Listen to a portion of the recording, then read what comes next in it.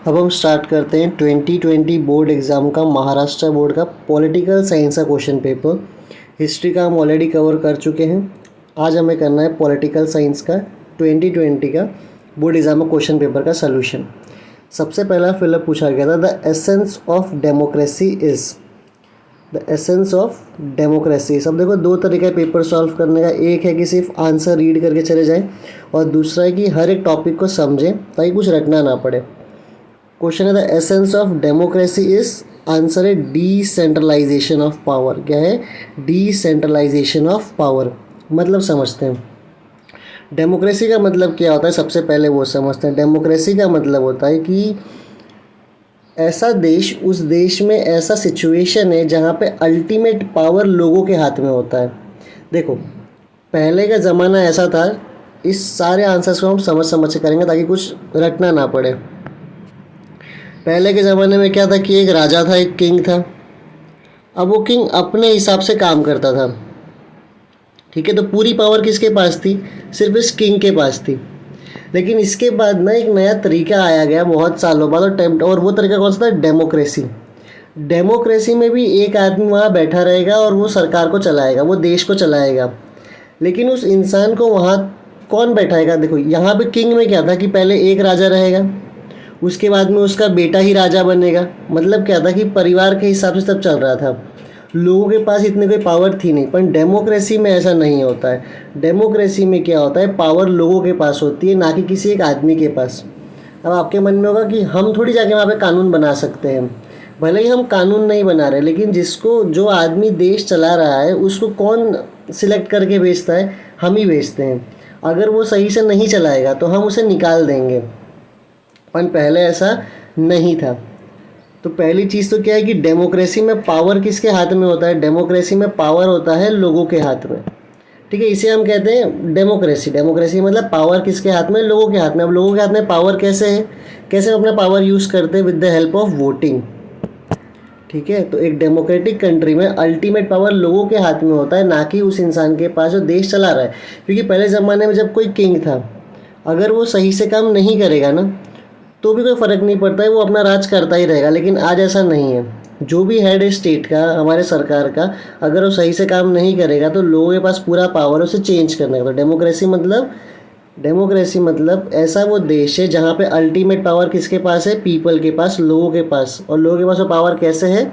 Voting के द्वारा, है ना। और कैसे है? और है राइट टू इन्फॉर्मेशन, जो हम अभी पढ़ेंगे पूरा, ठीक है। पहला यही पॉइंट समझते हैं। तो टेक्स्ट बुक भी रखा हुआ है, हालांकि अभी टेक्स्ट बुक आ गया, थोड़ा सा स्क्रॉल करना पड़ेगा, 2 मिनट रुको, ठीक है।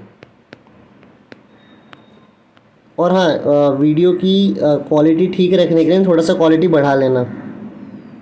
अभी तो बहुत जूम आउट किया मैंने, तो और क्लियर नहीं होगा, पर अब हो गया होगा। देखो, तो पहला क्या था? The essence of democracy. Democracy हमने मतलब समझ लिया कि डेमोक्रेसी क्या है? अल्टीमेट पावर किसके पास होती है? लोगों के पास। अब डेमोक्रेसी का सबसे इम्पॉर्टेंट चीज़ क्या है? क्वेश्चन में ये पूछा था। डेमोक्रेसी हम समझ गए कि अल्टीमेट पावर किसके पास है? शक्तियाँ किसके पास है? लोगों के पास है। अब बोल रहा है कि डेमोक्रेसी में सबसे इम्पॉर्टेंट चीज़ क्या है? तो वो है डिसेंट्रलाइजेशन ऑफ पावर। इसका मतलब क्या होता है कि जितने भी पावर है, जितने भी शक्तियाँ हैं, जितना भी पावर है, वो किसी एक इंसान के पास नहीं होना चाहिए, किसी वन पर्सन के पास वो नहीं होना चाहिए। जैसे पहले के ज़माने में था कि एक किंग है ना, पहले था ये एक किंग है, अब सारा पावर इसी के पास था। लेकिन डेमोक्रेसी में क्या होता है कि सारा पावर किसी एक इंसान के पास नहीं होता है, वो पावर्स बटे हुए रहते हैं। ऐसा क्यों होता है? अगर सारा पावर किसी एक इंसान के पास रहेगा ना, तो वो अपने हिसाब से राज करता रहेगा। इसीलिए डेमोक्रेसी में सबसे इंपॉर्टेंट चीज़ क्या है कि यार पावर बटी रहे। जैसे हमारे देश में देखो पावर बटा हुआ है, और एक गवर्नमेंट है हमारे पास, सेंट्रल गवर्नमेंट, वो अपना काम करती है। फिर हमारे पास है स्टेट गवर्नमेंट के पास कुछ पावर है, सेंट्रल गवर्नमेंट के पास कुछ पावर है, स्टेट गवर्नमेंट कुछ पावर है। फिर डिस्ट्रिक्ट लेवल पे भी देखो पावर्स डिवाइडेड है। विलेज लेवल है, पंचायत है, और डिस्ट्रिक्ट लेवल पे तुम अगर देखोगे, थोड़ा ऊपर आ जाओगे विलेज लेवल के, तुम्हें म्यूनसिपैलिटी देखने को मिलेगी। तो देखो ये पावर डिवाइड हुआ है। सेंट्रल गवर्नमेंट भी है, स्टेट गवर्नमेंट भी है, विलेज में पंचायत भी है, और म्यूनसिपैलिटी भी है ना। तो पावर क्या है? डिवाइडेड है। ऐसा नहीं है कि सिर्फ सेंट्रल गवर्नमेंट के पास ही पावर है, नहीं, सेंट्रल गवर्नमेंट के पास अपनी पावर है, स्टेट गवर्नमेंट के पास भी है, पंचायत के पास भी है, म्यूनसिपैलिटी के लिए भी है, उनके पास भी है। तो हमने पावर को क्या किया है, डिवाइड किया है। और डेमोक्रेसी में सबसे इंपॉर्टेंट क्या है, पावर को डिवाइड करना, सबको देना, डिसेंट्रलाइज करना। डिसेंट्रलाइज मतलब, सेंट्रलाइज मतलब किसी एक के पास होना, डिसेंट्रलाइज मतलब पावर को बांट देना। तो पावर बांटना बहुत ज़रूरी है, किसी एक के पास रहेगा तो वो अपने हिसाब से राज करेगा। तो आई होप ये टॉपिक भी समझ आ गया होगा फिलअप के साथ साथ कि द डेमोक्रेसी मतलब अल्टीमेट पावर किसके पास है, लोगों के पास है। और डेमोक्रेसी में सबसे इंपॉर्टेंट क्या है कि पावर किसी एक जगह पे नहीं रहे, पावर बटी रहे। पावर कैसा रहे, डिसेंट्रलाइज, सेंट्रलाइज ना हो, क्या हो, डिसेंट्रलाइज। तो आप सिर्फ रटना मत, पर कंसेप्ट भी समझ जाना, क्योंकि कल को अगर बोर्ड एग्जाम पूछती है कि why in democracy it is important, it is necessary for decentralisation of power, democracy में ज़रूरी क्यों है कि पावर बटी रहे, वो इसीलिए है क्योंकि अगर पावर एक जगह रहेगा ना तो वो लोग अपने हिसाब से राज करेंगे, वो हमें नहीं चाहिए। वो राजा लोग करते थे, अब वो राजा का ज़माना नहीं है। पावर बटी हुई रहेगी, हर कोई अपने हिसाब से सही से काम करेगा और लोगों को मौका भी मिलेगा राज करने का। ठीक है, ये था पहला क्वेश्चन। हम डिटेल इसीलिए कर रहे हैं ताकि थोड़ा पॉलिटिकल साइंस समझ में भी आए और पढ़ने को मज़ा भी आए, सिर्फ रटना नहीं है। सेकेंड क्वेश्चन देखते हैं, dash is the main demand of farmer movement. तो किसानों के मूवमेंट का सबसे मेन डिमांड क्या होता है, to get right price for agricultural product. देखो होता क्या है ना, किसान अपना मान लो चावल उगा रहा है या कुछ भी उगा रहा है, अब उगाने के बाद उसका अल्टीमेट पर्पस क्या है कि भाई उसको सही कीमत मिलनी चाहिए। ऐसा नहीं होना चाहिए कि उसने उगाया उसे बस सस्ते में उसको बेचना पड़ रहा है क्योंकि कोई ख़रीद नहीं रहा है। मान लो एक एग्जांपल समझते हैं इस टॉपिक के लिए भी, कि कोई एक किसान है, एक फार्मर है ना, एक फार्मर है, और उस साल में इंडिया में बहुत ज़्यादा राइस उग गया है, बहुत ज़्यादा राइस का है ना खेती हो चुकी है, बहुत ज़्यादा। अब इससे प्रॉब्लम क्या हो रहा है ना कि लोग खरीद नहीं रहे, बड़े बड़े दुकानदार या बड़े बड़े लोग जो राइस खरीदते हैं उनसे, वो लोग नहीं खरीद रहे, तो उनको सही प्राइस नहीं मिल रही है। अब यार उन लोगों ने तो अपना काम कर दिया ना उगाने का, अब उनको सही प्राइस चाहिए, वरना क्या लोग किसानी करेंगे क्या, नहीं। तो उनको ये है कि भाई अगर आम जनता नहीं खरीद रही है ना तो कम से कम सरकार हमसे खरीद ले, ताकि हम अगले साल वापस से खेती कर पाए। तो किसान मूवमेंट जो था उसका मेन मकसद क्या था, to get the right price for agriculture product, की जो भी हमने उगाया था उसका हमें सही कीमत मिलना चाहिए। ऐसा ना हो कि हमारी 100 रुपये लागत थी और हमें सिर्फ 50 रुपये में बेचना पड़ रहा है मजबूरी में, ऐसा कई बार होता है। तो जब कभी ऐसी स्थिति होती है कि किसान से कोई नहीं खरीद रहा है, तब सरकार को खरीद लेना चाहिए। तो यही उनका मेन मूवमेंट का मकसद था, to get the right price for agriculture product. ठीक है, आगे चलते हैं। अब state whether the following statements are true और false, give reason for your answer. तो बताना है भाई सही है या गलत। पूछा है, Indian democracy is considered the largest democracy in the world. तो इंडिया की जो डेमोक्रेसी है वो largest democracy in the world. क्या ये बात सही है? तो ये बात बिल्कुल सही है। अभी हमने बात की थी डेमोक्रेसी का मतलब क्या था। डेमोक्रेसी का मतलब अल्टीमेट पावर किसके हाथ में है? लोगों के हाथ में। और लोगों के हाथ में वो पावर कैसे है? वोटिंग के अधिकार से, क्योंकि हम वोट करते हैं इसीलिए हमारे पास पावर है। अब समझते हैं कि हमारी डेमोक्रेसी सबसे बड़ी क्यों है। लिखा हुआ है, the Indian constitution has adopted adult suffrage which has facilitated all adult man and women to cast their vote. हमारे संविधान ने अडॉप्ट मतलब मान ले रखा है, क्या हमने मान रखा है भाई? Adult suffrage. इसका मतलब होता है कि 18 साल के ऊपर हर इंसान, चाहे वो लड़का हो चाहे वो लड़की हो, वो लोग वोट कर सकते हैं। ठीक है, चाहे वो एडल्ट मैन हो चाहे वो वुमेन हो, वो लोग अपना वोट कर सकते हैं। कोई भेदभाव नहीं कि सिर्फ आदमी ही वोट करेगा या सिर्फ औरत ही करेगी। इसको कहते हैं हम अडल्ट सफरेज। इसका मतलब क्या है? 18 साल के ऊपर हर कोई वोट कर सकता है। तो इंडियन संविधान ने क्या मान रखा है कि भाई 18 के ऊपर आदमी हो या औरत, हर कोई वोट कर सकता है।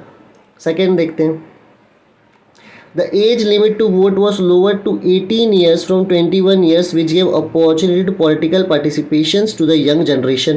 पहले क्या था, जब आज़ादी हुई थी तो एज लिमिटेशन कि तुम 21 साल के बाद वोट कर सकते हो, लेकिन उसको घटा के कितना कर दिया गया? 18 साल। ठीक है, देखो आज़ादी जब हुई थी ना तब क्या था कि 21 साल के ऊपर कोई भी हो, लड़का हो या लड़की हो, वो लोग वोट कर सकते हैं, बॉय हो या फिर गर्ल हो। लेकिन उसके बाद में इसको घटा के क्या कर दिया गया? 18 साल कर दिया कि भाई 18 के ऊपर। इससे क्या हुआ कि यंग जनरेशन पॉलिटिक्स में बहुत ज़्यादा इन्वॉल्व हो गई, है ना, वोटिंग के लिए इन्वॉल्वमेंट हो गया बहुत अच्छा खासा। वापस से देखो मैंने ये कर दिया कि हम टेक्स्ट बुक पे आ गए। एक सेकेंड, ये एक तरीका है कि मैं वीडियो बंद करूँ और जाऊँ, पर बोर होता है तो बेटर है कि थोड़ा सा सह लो। ठीक है, अब आगे देखते हैं। एक सेकेंड।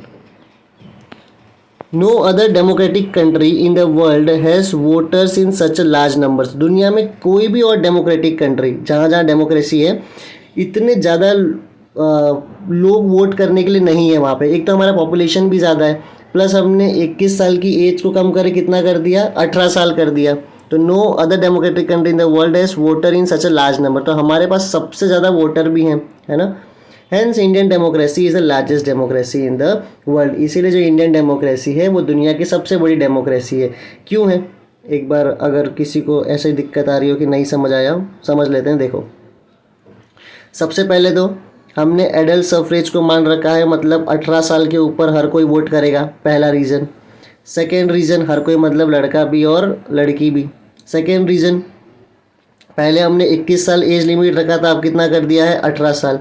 तीसरा, दुनिया में कोई भी डेमोक्रेटिक कंट्री में इतने वोटर्स नहीं है जितना भारत में है, इसीलिए हमने क्या कर रखा है, इसीलिए हम दुनिया के सबसे बड़े डेमोक्रेटिक कंट्री हैं। ये समझ आ गया। अब चलते हैं नेक्स्ट टॉपिक पे। ये रहा, एक सेकेंड में पेन ले लूँ वापस से। ठीक है, देखो थोड़ा सा क्वालिटी ठीक कर लेना, क्योंकि मेरे हिसाब से थोड़ा बहुत ब्लर भी आएगा। नेक्स्ट क्वेश्चन है, political parties act as a link between government and people. ठीक है, तो क्या बोल रहा है, पॉलिटिकल पार्टी जो है वो एक्ट करता है एक लिंक, किसके बीच में, गवर्नमेंट के और पीपल के। पॉलिटिकल पार्टीज, देखो जितनी भी पार्टी होती है, और जैसे कि मान लो आज जितनी भी पार्टीज है, वो पार्टी क्या काम करती है, एक लिंक का काम करती है। लिंक का काम मतलब जोड़ती है। किसको जोड़ रही है, वो सरकार को और लोगों को जोड़ देती है। अब कैसे जोड़ती है वो समझते हैं। ठीक है, the political parties convey the demand and complain of the people to the government. तो पॉलिटिकल पार्टी क्या करती है, जो भी डिमांड है, देखो ये है एक पॉलिटिकल पार्टी, है ना, वाह पार्टी का एस लिखा हुआ है मैंने, गजब। ये है एक पॉलिटिकल पार्टी, ठीक है। ये पॉलिटिकल पार्टी लिंक मतलब जोड़ रहा है, एक तरफ है गवर्नमेंट और एक तरफ है पीपल। अब कैसे देखते हैं, पहले लिखा है the political party convey the demand and complain of the people to the government. तो पॉलिटिकल पार्टी क्या करता है, ये जो लोग हैं, ये जो पीपल है, इनका जो भी डिमांड है, इनका जो भी डिमांड है, इनका जो भी कंप्लेन है, वो सब कहाँ तक पहुँचाता है, गवर्नमेंट तक पहुँचाता है। कौन काम कर रहा है, ये पॉलिटिकल पार्टी। ठीक है, एक पॉइंट समझ में आया। थोड़ा सा ना इसको मुझे क्रॉस बनाना चाहिए। देखो पॉलिटिकल पार्टी है, यहाँ पे गवर्नमेंट है, यहाँ पे पीपल है। अब पीपल का जो भी समस्या है, जो भी उनका डिमांड है, जो भी कंप्लेन है, वो पॉलिटिकल पार्टी मदद करती है सरकार तक पहुँचाने का। कैसे करती है यार, वो पार्लियामेंट में जाके वो लोग बैठते हैं, तो पार्लियामेंट में जब संसद बैठती है तो पॉलिटिकल पार्टीज वहाँ बैठती है और बोलती है भाई लोगों को ये समस्या है। तो लोगों की जो समस्या है वो सरकार तक कौन पहुँचा रहा है, पॉलिटिकल पार्टी, पार्लियामेंट में बैठ के। Second, information about various government policies and schemes are conveyed to people by political parties। अब जो भी गवर्नमेंट की नई नई पॉलिसी आएगी, जो भी गवर्नमेंट का नया नया स्कीम आएगा, अब गवर्नमेंट का जो भी नया स्कीम आया, जो पॉलिसी आई, वो लोगों तक कौन पहुंचाएगा, वो भी पॉलिटिकल पार्टी पहुंचाएगा। तो लोगों का सुख दुख सरकार तक पहुंचाने का काम पॉलिटिकल पार्टी का। पॉलिटिकल पार्टी का नया सरकार का नया स्कीम आया, वो सब लोगों तक पहुंचाने का काम पॉलिटिकल पार्टी का। फिर देखते हैं, people's reaction to policies and their expectations are conveyed to government to by the parties. तो भाई जो हमने यहाँ पे, हमने मतलब पॉलिटिकल पार्टीज ने यहाँ पे जो पॉलिसीज़ बताई लोगों को, अब उसका लोगों का क्या रिएक्शन था, लोगों को पसंद आया नहीं आया, लोगों की क्या एक्सपेक्टेशन मतलब लोगों की क्या उम्मीद है, वो सब भी सरकार तक कौन पहुंचाता है, political parties. In this way political parties act as a link between the government and the people. इस तरीके से पॉलिटिकल पार्टी एक्ट करता है link between government and the people. तो ये स्टेटमेंट भी ट्रू था। इसको भी एक और बार देख लो ताकि अगर ऐसा क्वेश्चन भी पूछ दे एक तो तुम उसे लिख पाओ, है ना। देखो ये रहा हमारा पॉलिटिकल पार्टी, ठीक है, ये हो गया हमारे पास पॉलिटिकल पार्टी, ये हो गई हमारे पास गवर्नमेंट, ये हो गए हमारे पास आम जनता, पीपल। अब पीपल का जो भी डिमांड है, पीपल का पेड़ नहीं, पीपल मतलब जनता, जो भी इनका डिमांड है, जो भी इनकी समस्या है, वो सब सरकार तक कौन पहुंचाएगा? Political party. गवर्नमेंट का जो भी स्कीम है, यहाँ पे मैं डिमांड का डी लिख देता हूँ, यहाँ पे स्कीम का एस, ठीक है, समझ जाना। कौन लिखेगा? पूरा आप लिखोगे, आपका एग्ज़ाम है। तो ये जो स्कीम है ये डिमांड है, तो स्कीम गवर्नमेंट का लोगों तक पहुंचाने का काम पॉलिटिकल पार्टी का। पीपल का प्रॉब्लम, पीपल के डिमांड्स गवर्नमेंट तक पहुंचाने का काम पॉलिटिकल पार्टी का। पीपल्स का रिएक्शन स्कीम पे सरकार तक पहुंचाने का काम पॉलिटिकल पार्टीज़ का। इसीलिए पॉलिटिकल पार्टी एक लिंक की तरह काम करता है, जोड़ता है गवर्नमेंट को और पीपल को। बड़ा ही सिंपल सा एक और सवाल। अब चलते हैं आगे, ठीक है। हमारा एक और ट्रू एंड फॉल्स है, वो भी कर लेते हैं। ट्रू एंड फॉल्स की वजह से कमांड अच्छी हो जाती है इस सब्जेक्ट में, ठीक है। उसको बस ट्रू फॉल्स एक एक पॉइंट करके भाग मत जाना एग्जाम के लिए। चैप्टर समझ जाओ, क्वेश्चन आंसर समझ जाओ, फिर पढ़ने में मज़ा आता है ना। शांति से ईयरफोन लगा के बैठा करो, पेपर पेन लेके आंसर वांसर याद किया करो, मज़े से पढ़ो। ये टेंशन से पढ़ोगे कि यार पढ़ना है तो कुछ नहीं होगा। नेक्स्ट देखते हैं, importance of problems of farmers and tribals has increased in the left extremist movement। अब इस आंसर को समझते हैं। आंसर इसने बोल दिया है फॉल्स। पहले हम आंसर को रीड करते हैं, तभी आपको समझ में आएगा कि क्वेश्चन क्या था। देखो बड़ा सिंपल क्वेश्चन है, landlords confiscated lands of farmers and tribals. तो भाई जो लैंडलॉर्ड्स मतलब ज़मींदार थे, वो लोग क्या करते थे? किसानों का और ट्राइबल्स मतलब जो लोग जंगलों में रहते हैं उनकी ज़मीन को कब्जा कर लेते थे, ठीक है, उनसे काम करवाते थे, ये सब उनको बहुत परेशान करते थे।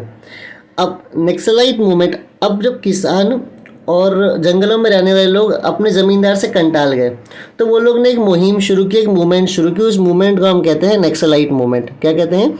Naxalite movement. तो Naxalite movement started to remove injustice against the landless farmers and tribals. तो नक्सलाइट मूवमेंट शुरू हुआ क्योंकि जो इनजस्टिस हो रही है, जो गलत चीज़ हो रही है, किसके साथ? किसानों के साथ और ट्राइबल्स जंगलों में रहने वाले लोगों के साथ, उससे लड़ने के लिए कौन सा मूवमेंट शुरू कराया गया? कौन सा मूवमेंट शुरू किया लोगों ने? Naxalite movement. फॉर एग्जाम्पल मान लो कोई एक ज़मींदार है, वो तुम्हारी ज़मीन पे कब्जा कर रहा है, तुम्हें बहुत ज़्यादा परेशान कर रहा है, सब कुछ कर रहा है ना। तो तुम लोगों ने क्या किया? लोगों ने एक मूवमेंट शुरू किया, नक्सलाइट मूवमेंट। अब ये नक्सलाइट मूवमेंट से क्या हुआ? क्यों शुरू किया? ताकि ये ज़मींदार्स को ना ख़त्म कर पाएँ कि भाई तुम हमें और परेशान करो मत। ये सिंपल सा मकसद था। लेकिन आगे चल के एक प्रॉब्लम हुई। क्या प्रॉब्लम हुई देखते हैं। But later the problems of farmers and tribals lost is focus and became violent. तो पहले तो ये लोग ज़मींदार के खिलाफ खाली ऐसे ही लड़ रहे थे कि भाई हम तुम्हारा काम नहीं करेंगे ये वो, लेकिन आगे चल के ये लोग हिंसा करने लगे, ये लोग उनसे लड़ने लगे। सिर्फ लड़ने नहीं लगे, ये लोग ने और क्या किया देखो। They adopted violence way like to attack army, police and oppose the government. ये लोग ने ना सिर्फ ज़मींदार से भी लड़ना शुरू किया, ये लोग ने आर्मी से, पुलिस से और सरकार के भी विरुद्ध हो गए। ये लोग ने बोला भाई हम सरकार की कोई बात मानेंगे नहीं, हमारी अपनी एक सरकार है, हम अपने तरीके से काम करेंगे, ठीक है। तो जो मूवमेंट, अब लास्ट पॉइंट पढ़ो, the importance of farmers and tribal decreased in the left extremist movement. तो ये जो एक्सट्रीमिस्ट मूवमेंट शुरू हुआ था ना, इसमें किसान शुरू किसके लिए हुआ था? फार्मर्स और ट्राइबल्स के लिए। लेकिन आगे चल के इसका वो जो इम्पोर्टेंस था कि हम किसान और जंगलों में रहने के लिए लोगों के लिए लड़ रहे हैं, वो क्या हो गया? ख़त्म हो गया और ये लोग अपने मुद्दे से भटक गए। तो बेसिक क्या है कि पहले तो याद रखो कि इसका आंसर क्या है? फॉल्स। क्योंकि क्या है, importance of problems of farmers and tribals increase नहीं हुआ था। क्योंकि इंक्रीज़ क्यों नहीं हुआ? क्योंकि लोग अपने मुद्दे से हट गए। मुद्दा क्या था कि जो ज़मींदार है, मतलब जो लैंडलॉर्ड है, वो बहुत ज़्यादा परेशान कर रहा था। तो लोगों ने, जो किसान थे और जो जंगलों में रहने वाले लोग थे, उन्होंने इनके खिलाफ लड़ना शुरू किया और मूवमेंट क्या था? Naxalite movement. ये तो ठीक था, लेकिन धीरे धीरे ये लोग सिर्फ इनसे नहीं लड़ रहे, ज़मींदार या फिर लैंडलॉर्ड से नहीं लड़ रहे, ये लोग आर्मी को भी मार रहे, पुलिस को भी मार रहे, और साथ साथ में गवर्नमेंट के भी खिलाफ हो गए कि भाई हमें ये सरकार नहीं चाहिए, हम अपनी सरकार चलाएंगे। तो ये लोग अपने मुद्दे से भटक गए, इसीलिए फार्मर्स और लेबर्स वाला जो मूवमेंट था वो इंक्रीज नहीं हुआ, वो हालांकि घट गया, उनका मुद्दा ही चेंज हो गया। इसीलिए आंसर क्या होगा, फॉल्स होगा। ठीक है, तो बहुत डिफ़िकल्ट नहीं है, अपने हिसाब से थोड़ा बना के लिख सकते थे। अब आते हैं अगला, ट्रू एंड फॉल्स भी हो गया है। नेक्स्ट क्वेश्चन है right to information. Right to information क्या होता है, देखो, in order to bring transparency in the administration and make it accountable, Indian citizens are given right to information. In order to bring transparency in administration and make it accountable, दो word याद रखना यहाँ पे जो लिखा हुआ है, एक ट्रांसपेरेंसी और एक अकाउंटेबल। देखो, सरकार काम कर रही है, अब सरकार के पास पैसा कहाँ से आ रहा है, गवर्नमेंट के पास पैसा कहाँ से आ रहा है? भाई गवर्नमेंट के पास पैसा आ रहा है, उनमें से एक रीज़न है कि हम टैक्स भर रहे हैं। इसका मतलब है सरकार के पास जो पैसा आ रहा है वो पैसा कौन दे रहा है, वो पैसा हम दे रहे हैं। तो क्या सरकार को हमें बताना चाहिए या नहीं कि हमारा पैसा कहाँ पे खर्च हो रहा है? बताना चाहिए। इसे ही हम कहते हैं ट्रांसपेरेंसी। ट्रांसपेरेंसी मतलब कोई भी चीज़ छुपाना नहीं है। ट्रांसपेरेंसी मतलब कोई भी चीज़ छुपाना नहीं है, और सरकार हमें हर एक चीज़ बताए, इसीलिए क्या आया था, right to information. Right to information मतलब हमारे पास अधिकार है सारा इन्फॉर्मेशन पाने का कि तुम क्या काम कर रहे हो, तो मतलब सरकार क्या काम कर रही है। तो पहला क्या है, ट्रांसपेरेंसी लाना, कि सरकार कोई भी चीज़ छुपाए ना, और सरकार जवाबदेही रहे, अकाउंटेबल रहे, है ना, कि भाई हम, ऐसा नहीं होना चाहिए ना कि सरकार कहीं भी खर्च कर दिया मन मौजी, ऐसा नहीं होता है। तो एक तो ट्रांसपेरेंसी रहे, जैसे कि तुम्हारे फादर तुम्हें पैसा देते हैं, ठीक है, तो वो पूछते हैं भाई कहाँ खर्च किया, तो कहाँ खर्च किया मतलब ट्रांसपेरेंसी होनी चाहिए, उन्हें पता होना चाहिए पैसा कहाँ खर्च हो रहा है। और दूसरा, तुम्हें अकाउंटेबल होना है। अकाउंटेबल मतलब जवाबदारी तुम्हारे ऊपर होनी चाहिए, ठीक है। तो in order to bring transparency in administration मतलब देश चलाना, एडमिनिस्ट्रेशन मतलब देश को चलाना। In order to bring transparency in the administration and make accountable, Indian citizens are given right to information. तो हमें क्या दिया गया है, right to information. Right to information मतलब जो भी सरकार काम कर रही है वो हमें जानने का अधिकार है। सेकेंड देखते, पहला पॉइंट लिख देना। सेकेंड है right to information help us in promoting harmony between the government and people. भाई जब हमें पता होता है ना सरकार क्या काम कर रही है, तो हम कोई, जैसे कि देखते हो कई बार लोग बैठ जाते हैं रोड पे धरना करने के लिए। तो लोग क्यों बैठ जाते हैं, क्योंकि लोगों को कुछ पता नहीं होता है सरकार क्या काम कर रही है। लेकिन एक बार जब सरकार सब कुछ खुल के बताती है तो हार्मनी रहती है, मतलब पीस रहता है, कोई लड़ाई झगड़ा फिर रहता नहीं है। तो राइट टू इन्फॉर्मेशन में क्या लिखोगे, पहला फ़ायदा तो ये है राइट टू इन्फॉर्मेशन का, पहला फ़ायदा तो ये है राइट टू इन्फॉर्मेशन का कि ट्रांसपेरेंसी रहती है, कोई चीज़ छुपाया नहीं जाता। दूसरा, जवाबदेही रहता है, अकाउंटेबल रहता है सरकार। तीसरा, सरकार और लोगों के बीच में एक पीस रहता है, एक हार्मनी रहती है, कोई झगड़ा झंझट होता नहीं है। और क्या लिखा हुआ है, it bought transparency in administration, यहाँ पे देखो, it bought transparency in administration made the government realise that they are answerable to people. Right to information से क्या मालूम पड़ा सरकार को कि भाई वो लोगों को आंसरेबल है, लोगों को जवाबदेही है ना, लोगों को उनको जवाब देना पड़ेगा। ऐसा नहीं है कि तुम सरकार में जाके बैठ गए और अपने हिसाब से कुछ भी काम कर सकते हो, नहीं, सरकार जो है वो लोगों को आंसरेबल है, उसे लोगों को जवाब देना बहुत ज़्यादा ज़रूरी है।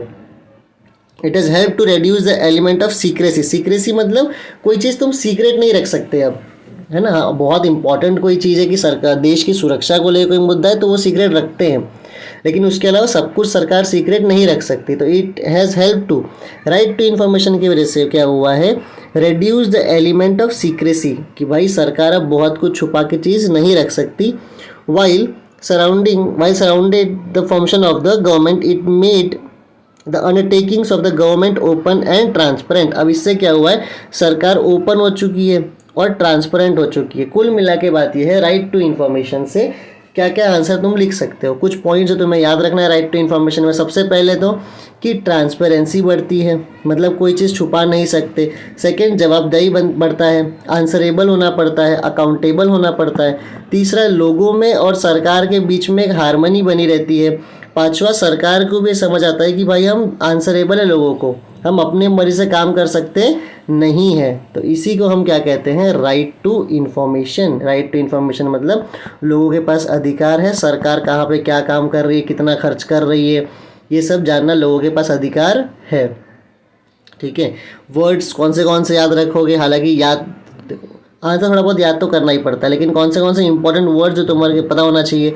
एक है कि भाई सरकार को ट्रांसपेरेंसी रखनी है, सरकार अकाउंटेबल है, हार्मनी मेंटेन रहती है, सरकार आंसरेबल होती है, और ये राइट टू इन्फॉर्मेशन की वजह से सरकार जो है कोई भी चीज़ ज़्यादा सीक्रेट नहीं रख सकती है ना। तो it has help to reduce the element of secrecy. अगर ये 4-5 पॉइंट अपने दिमाग में रखोगे तो आंसर फ्रेम कर लोगे। ठीक है, नेक्स्ट क्वेश्चन पे आते हैं और वो है रीजनलिज्म। देखते हैं, पॉलिटिकल साइंस सिर्फ समझने वाला होता है, बहुत इसमें कुछ डिफिकल्टी नहीं होती। रीजनलिज्म देखते हैं। India is a vast country with great physical diversity. तो भारत एक बहुत बड़ा देश है और हर कुछ किलोमीटर, आपने भी महसूस किया होगा कि कुछ किलोमीटर जाओ और वहाँ का कल्चर, वहाँ की भाषा बदल जाती है। आप सिर्फ गुजरात में कुछ किलोमीटर जाओगे तो गुजराती का ही फॉर्म चेंज हो जाता है। इवन महाराष्ट्र में आपने महसूस किया होगा कि कुछ किलोमीटर बाद कुछ घंटे गाड़ी पे घूमो और वो एरिया महाराष्ट्र है, लेकिन वो मराठी का स्टाइल चेंज हो जाता है। तो इंडिया इतना बड़ा देश है ना, उसमें डाइवर्सिटी बहुत है ना, बहुत डाइवर्स है। सेकेंड पॉइंट देखते हैं, people belonging to different region have their own language, culture and tradition. यहाँ पे अलग अलग रीजन में लोगों के पास अपना भाषा है, अपनी कल्चर है, अपना ट्रेडिशन है ना। हमारा अपना कल्चर है, हमारा अपना ट्रेडिशन है। हर कुछ किलोमीटर में हमारा भाषा अलग है, हमारा ट्रेडिशन अलग है। एक सेकेंड, डेमोक्रेसी ठीक है, ये रहा। तो इंडिया क्या है, एक बहुत ही वास्ट कंट्री, एक बहुत ही बड़ा देश है। यहाँ पे बहुत डाइवर्सिटी है, अलग अलग लोग, अलग अलग तरीके से जीना, अलग अलग लाइफस्टाइल। तो people belong to different region, अलग अलग रीजन में सबकी अपनी भाषा है, अपना कल्चर है, अपना ट्रेडिशन है। फिर देखते हैं, along with this we find diversity in literature, education, history and movements. ना सिर्फ सबका भाषा अलग है, ना सिर्फ सबके कल्चर और ट्रेडिशन अलग है, सबका लेखन, लिटरेचर भी अलग है। लिटरेचर मतलब लिखना, सबका लेखन अलग है, सबकी पढ़ाई अलग है, सबका हिस्ट्री अलग है, सबके मूवमेंट्स अलग है। जैसे पंजाब में जाओगे तो कुछ अलग ही मूवमेंट चला था या चल रहा है, अलग ही इशू है। अगर महाराष्ट्र में देखो तो अलग मूवमेंट्स है। हिस्ट्री देखो तो पंजाब की हिस्ट्री अलग है, गुजरात की हिस्ट्री अलग है, महाराष्ट्र की हिस्ट्री अलग है। हर किसी जगह पे अपना अपना उनका एक अलग इतिहास है। अब अलग अलग इतिहास है तो सबकी अपनी अपनी अलग अलग पढ़ाई। जैसे महाराष्ट्र में हम छत्रपति शिवाजी महाराज के बारे में बहुत पढ़ते हैं, वही राजस्थान में हम दूसरे के बारे में पढ़ते हैं बहुत ज़्यादा। पंजाब में जाओगे तो भगत सिंह के बारे में बहुत पढ़ाया जाएगा, सरदार भगत सिंह के बारे में। तो अलग अलग स्टेट में अलग अलग हिस्ट्री, इसलिए एजुकेशन भी क्या है, अलग अलग है। तो ये आंसर क्या समझा रहा है कि हर स्टेट अलग है, हर स्टेट की भाषा अलग है, हर स्टेट का कल्चर अलग है, वहाँ का इतिहास अलग है, वहाँ का लिटरेचर अलग है। ठीक है, आगे देखते हैं। Each one feels an affinity. Affinity मतलब लिख देना क्लोजनेस, मतलब करीब। Each one feels affinity of the language, tradition and region. तो भाई हर किसी को अपने भाषा, अपने ट्रेडिशन, अपने जगह से खूब लगाव लगता है। जैसे कि जो इंसान अगर यूपी का है एग्जाम्पल के लिए, तो उसे यूपी से बहुत क्लोज लगेगा कि यार जो भी है ठीक है, बाकी सब स्टेट तो ठीक है, पर सबसे खतरनाक अपना ही स्टेट यूपी है। जो महाराष्ट्र से उसके मन में आता है कि भाई ठीक है, बाकी सब स्टेट अच्छी होगी पर सबसे अच्छी स्टेट कौन सी है, हमारी है। जो गुजरात से है उसके मन में वो होगा, जो एमपी से उसके मन में भी ये होगा। तो हर किसी को अपने स्टेट से खूब ज़्यादा प्यार होता है ना, एफिनिटी होती है। एफिनिटी मतलब क्लोजनेस होता है। आगे देखते हैं। दिस एफिनिटी मतलब closeness gradually develops into consciousness and give rise to excessive regional price. अब इस क्लोजनेस की वजह से क्या आता है कि तुम बहुत ज़्यादा ही अपने रीजन से प्राइड करने लगते हो। एक्सेसिव रीजनल प्राइड, एक्सेसिव मतलब बहुत ज़्यादा ही अपने स्टेट से प्यार करना है ना, और दूसरे स्टेट से इतना प्यार ना करना अपने स्टेट से। मतलब ये बोलना कि दूसरी स्टेट खराब है और हमारी स्टेट सबसे अच्छी है, इसे हम कहते हैं एक्सेसिव रीजनल प्राइड। देखो, अपने स्टेट से प्राइड करना गलत बात नहीं है, लेकिन एक्सेसिव प्राइड कि मेरा ही स्टेट सबसे बड़ा है, ये चीज़ गलत है। ठीक है, people start giving preference only to their language and region. लोग अपने ही भाषा को प्रेफरेंस देते हैं कि भाई मेरा ही भाषा सबसे अच्छा है, मेरा ही रीजन सबसे अच्छा है। This is known as regionalism. इसी में हम कहते हैं रीजनलिज्म। रीजनलिज्म मतलब जब तुम अपने ही स्टेट, अपने ही भाषा, अपने ही कल्चर से बहुत ज़्यादा प्यार करने लगो और दूसरे स्टेट को इतना ना समझो, अपना ही सब मानने लगो कि भाई जो भी है हमारा ही अच्छा है, इसे हम क्या कहते हैं, रीजनलिज्म। तो बेसिकली आंसर बड़ा ईजी है। क्या कह रहा है इस आंसर में ये कि रीजनलिज्म को समझने से पहले कि इंडिया एक बहुत ही बड़ी कंट्री है, इंडिया में बहुत सारे हर जगह हर रीजन अलग अलग है, अलग अलग भाषा है, अलग अलग लैंग्वेज है, अलग अलग ट्रेडिशन है, अलग अलग कल्चर है, लिटरेचर है, एजुकेशन है, हिस्ट्री है, मूवमेंट है, सब कुछ अलग अलग है, जो कि एक अच्छी चीज़ है। हर किसी को अपने रीजन से बहुत एफिनिटी है, एफिनिटी मतलब क्लोजनेस है। लेकिन जब यही क्लोजनेस बहुत ज़्यादा एक्सेसिव प्राइड में आ जाता है, तुम बहुत ज़्यादा जब प्यार करने लगते हो ना इस चीज़ से, अपने ही चीज़ों से, तब आ जाता है रीजनलिज्म। जब तुम अपने ही स्टेट से प्यार करो और दूसरे को नीचा मानने लगो, तो उसे हम कहते हैं रीजनलिज्म। कोई भी चीज़ एक्सेसिव नहीं अच्छी होती है।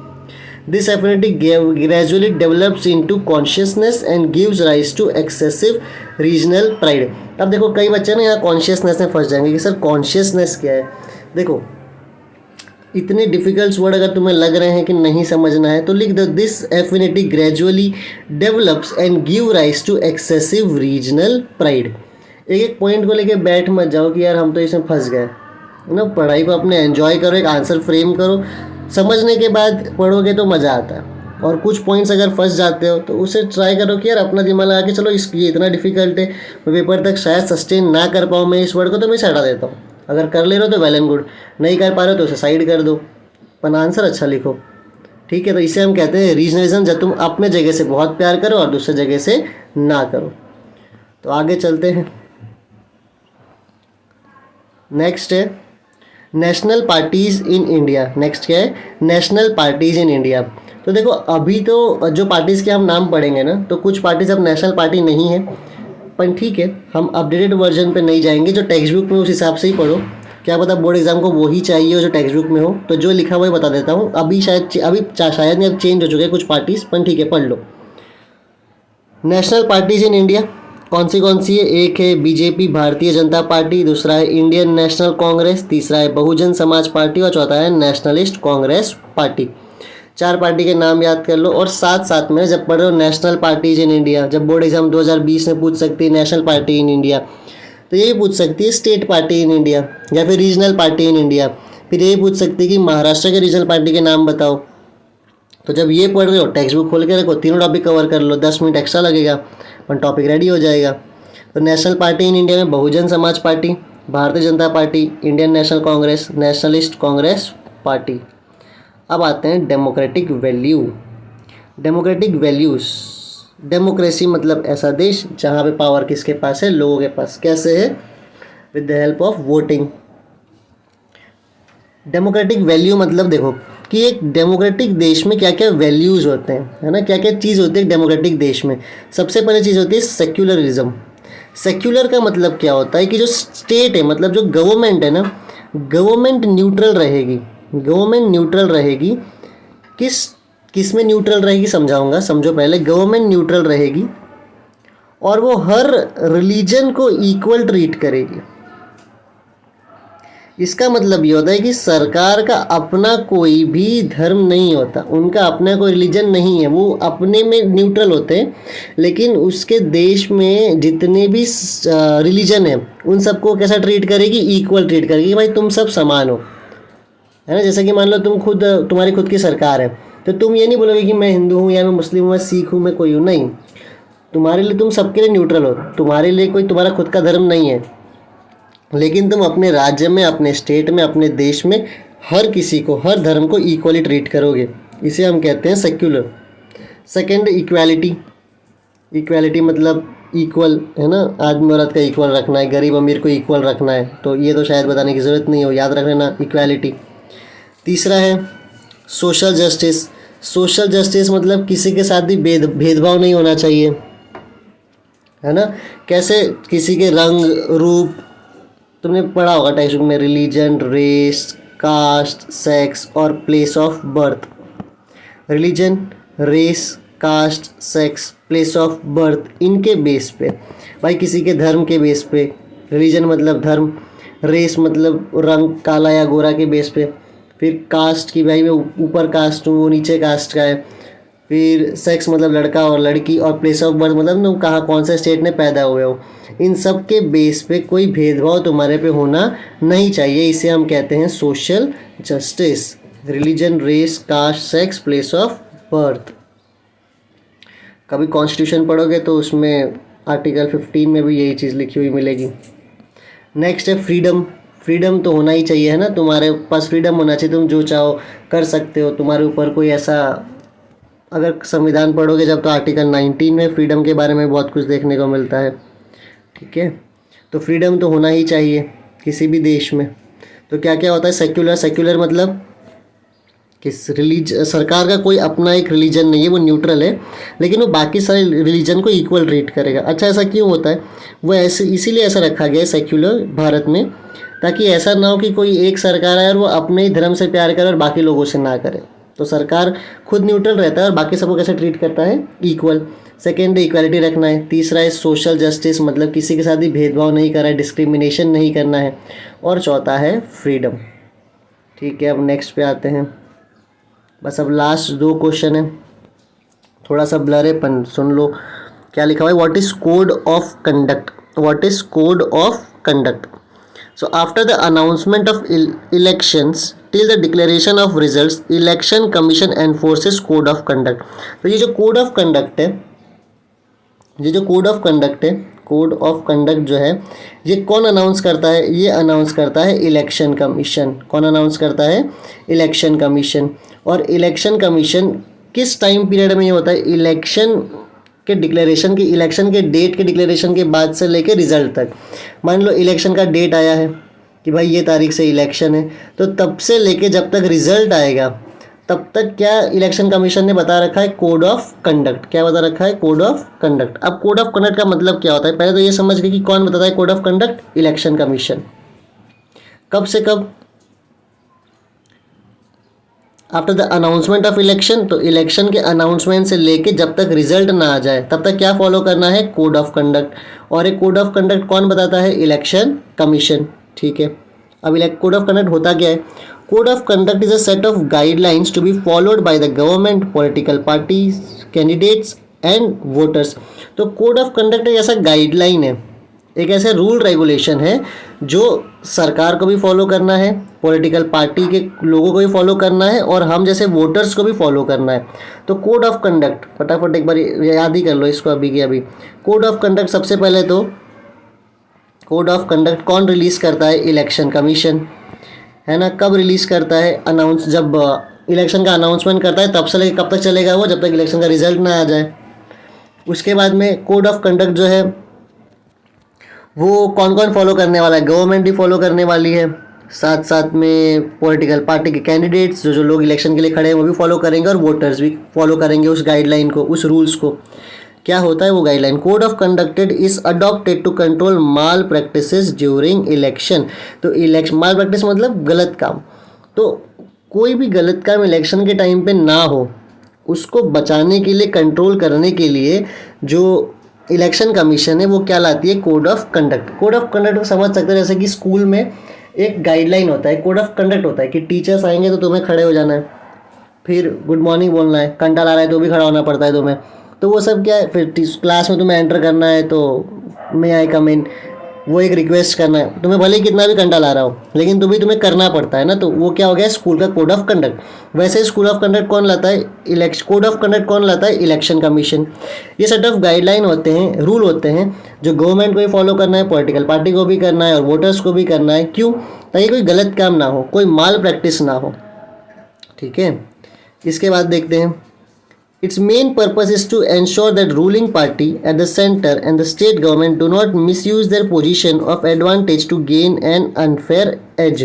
इसका मेन काम क्या होता है कि जो रूलिंग पार्टी, जो पार्टी राज कर रही है, सेंट्रल में राज कर रही हो या स्टेट में राज कर रही हो, जो रूलिंग पार्टी हो सेंटर में हो या स्टेट में जो राज कर रही है, वो अपने पावर का मिसयूज ना करे, है ना, जो उनके वो तो अभी सरकार में है, तो अपने पावर का मिसयूज़ ना करें। जैसे देखो क्या क्या होता है कभी कभी ना इलेक्शन में, जो जिसके पास बहुत पैसा है, जो राज कर रहा है, वो जाएगा और बोलेगा भाई मुझे वोट करो, मैं तुम सबको आईफोन दे दूंगा, या मैं तुम्हें मोबाइल फ़ोन दूंगा, या तुम्हें 500-2000 रुपया दूंगा।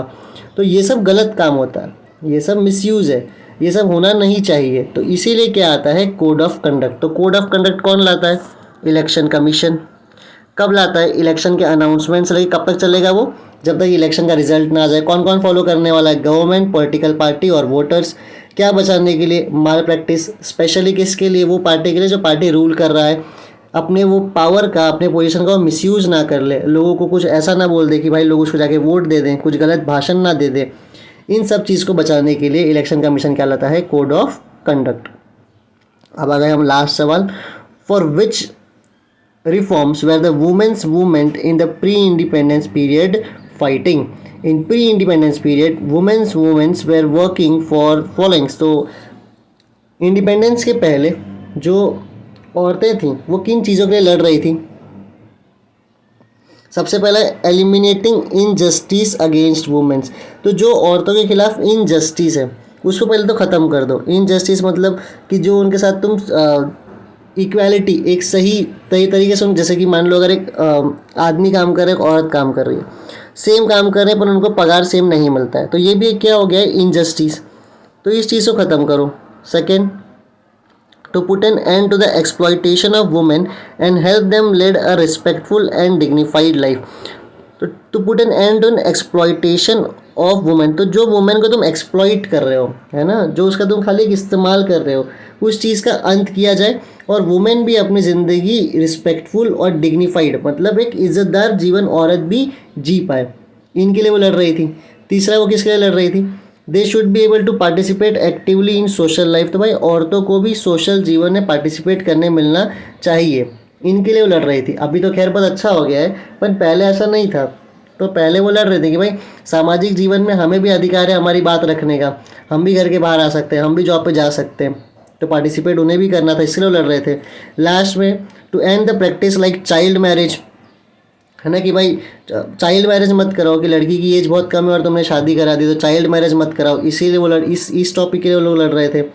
फिर पॉलीगैमी, पॉलीगैमी मतलब जब एक आदमी एक से ज़्यादा शादी करता है, उसे हम कहते हैं पॉलीगैमी, तो ये भी नहीं होना चाहिए। And bring about reform such as widow remarriage, फिर वीडो रीमैरिज होना चाहिए। वीडो रीमैरिज मतलब जिस औरत का पति मर जाता है उसकी वापस शादी करवाते हैं, तो उसे हम कहते हैं वीडो रीमैरिज, तो वो होना चाहिए। और वुमेन एजुकेशन, औरतों को पढ़ाई लिखाई कराना चाहिए। तो इन सब के लिए औरतें लड़ रही थी। किन किन पॉइंट्स के लड़ रही थी, सबसे पहले तो इनजस्टिस ख़त्म करो, है ना, जो सही काम नहीं कर रहे हो औरतों के साथ वो पहले ख़त्म कर दो, कोई ऐसी इनजस्टिस नहीं होनी चाहिए। सेकंड, औरत को भी एक रिस्पेक्टफुल लाइफ जीने का पूरा अधिकार है। तीसरा, औरत भी पार्टिसिपेट कर सके सोशल लाइफ में, है ना, औरत भी अपना पार्टिसिपेट करे, उसकी भी अधिकार है कि भाई ऐसा नहीं होना चाहिए कि तुमने उसे समाज से पूरा निकाल दिया है। ऐसा नहीं होना चाहिए कि वो पंचायत में नहीं हो सकती, वो म्यूनसिपैलिटी की हेड नहीं हो सकती, वो प्रधानमंत्री नहीं हो सकती, प्रेसिडेंट नहीं हो सकती, ऐसा इनजस्टिस नहीं होना चाहिए। फिर वो लोग लड़ रही थी कि यार चाइल्ड मैरिज नहीं होना चाहिए। फिर पॉलीगैमी की, एक आदमी एक से ज़्यादा औरत रखे, वो नहीं होना चाहिए। फिर वीडो रीमैरिज कि जिनके पति की डेथ हो चुकी है वापस वो शादी कर सकें। और लास्ट में वो लोग लड़ रही थी कि भाई वुमेन्स को भी एजुकेशन मिलना चाहिए। तो ये था हमारा पॉलिटिकल साइंस वाला 2020 का पार्ट। अच्छे से पढ़ना, लिख लेना।